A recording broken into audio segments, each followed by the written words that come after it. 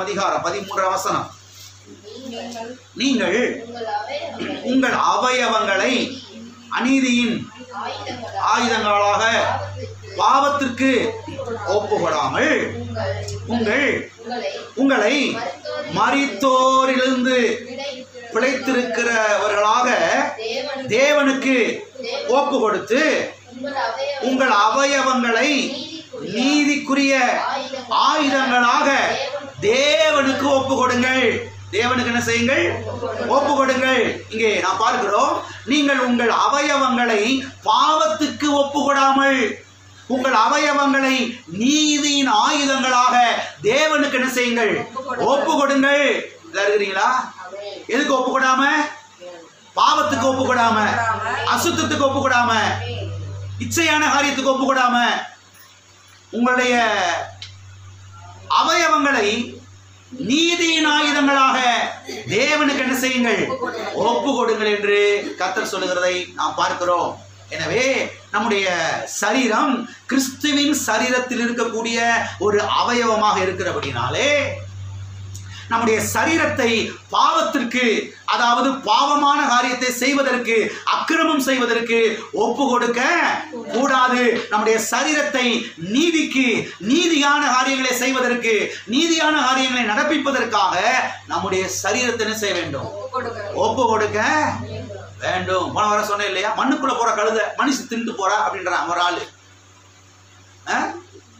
நான் மாதிரி பாருங்க, தன்னுடைய சரீரத்தை வந்து பாவத்துக்கு ஒப்பு கொடுத்துருக்கிறான் பாருங்க ஒரு மனுஷன். ரட்சிக்கப்பட்ட பிறகு சபைக்கு வந்து 5 வருஷம் 10 வருஷம் ஆயும் நம்முடைய சரீரத்தை கண்ட காரியத்துக்கு என்ன செய்யக்கூடாது? ஒப்பு கொடுக்க கூடாது. எல்லாம் இருக்கிறீங்களா? இன்னமும் பாருங்க, 5 வருஷம் 10 வருஷம் சபைக்கு வந்தோம், 20 வருஷம் 30 வருஷம் ஆளும் சில ஆளுக்கு இன்னும் மூக்குப்படி போட்டுக்கிட்டு இருக்குது. மூக்குப்படிக்கு அடிமைங்க. வெக்கமா இல்லை? நான் அப்படியே சொல்லுவேன். என்ன கேட்டா, என்ன ஒரு மூக்குப்படி தூக்கி எறிய முடியல, ஒரு புகையில தூக்கி எறிய முடியல, இன்னும் ஒளிஞ்சு பாத்ரூம்குள்ள ஒளிஞ்சு வீட்டுக்காருக்கு மனைவிக்கு தெரியாம போய் பீடி அடிக்கிறது பாத்ரூம்குள்ள உட்காந்துக்கிட்டு.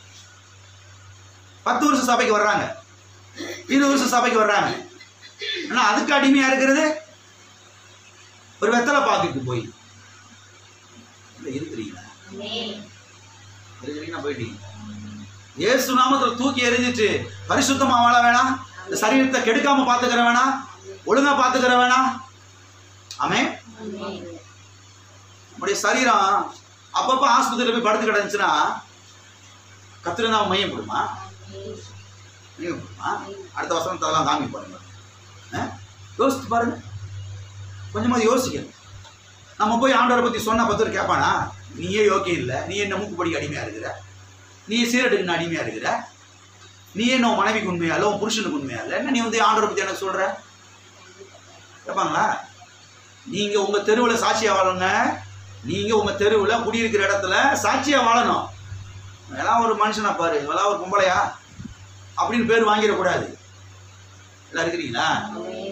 பரிசுத்தமா வாழணும், யோக்கியமா வாழணும், நாணயமா வாழணும், சுத்தமா வாழணும், நீதியா வாழணும்.